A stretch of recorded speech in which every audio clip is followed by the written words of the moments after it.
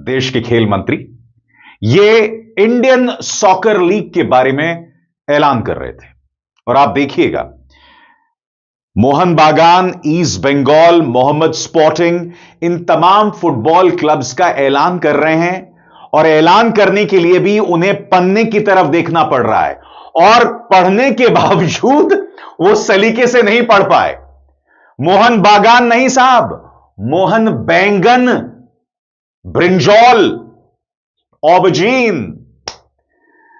हो सकता है ज्यादा बैंगन खाने का यह परिणाम हो, मगर मुद्दा बहुत गंभीर है दोस्तों।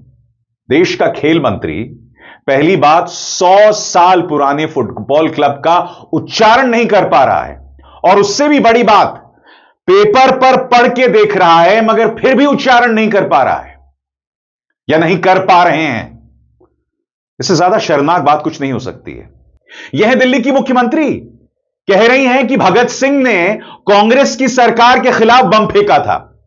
आपकी स्क्रीन पर यह हैं देवेंद्र फडणवीस, महाराष्ट्र के मुख्यमंत्री। इनका बयान सुनिएगा। कह रहे हैं कि मुंबई का महापौर एक हिंदू बनेगा, एक मराठी भाषी बनेगा, और फिर आगे कहते हैं कि बीएमसी के चुनावों में हम बांग्लादेशी घुसपैठियों को बर्दाश्त नहीं करेंगे। और दीदी के चलते वो बांग्लादेशी घुसपैठी मुंबई में आ गए। दीदी यानी ममता बनर्जी। क्या ममता बनर्जी इतनी ताकतवर हैं कि उनके नाम का रोना देश के गृह मंत्री जो हैं वो बंगाल में रोते हैं और कहते हैं कि ममता बनर्जी की वजह से घुसपैठिए जो हैं सीमा पार से आ पा रहे हैं, जबकि बीएसएफ जो है वो देश के गृह मंत्री के अंतर्गत आती है। और बात वहां नहीं रुकती है, फिर वो लोग बांग्लादेश को पार करके मुंबई आ जाते हैं साहब।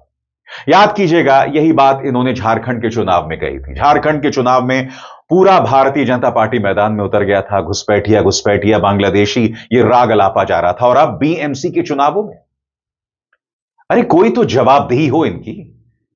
एक लंबे अरसे से देवेंद्र फडणवीस जो हैं वो मुंबई या ये कहा जाए महाराष्ट्र के मुख्यमंत्री हैं।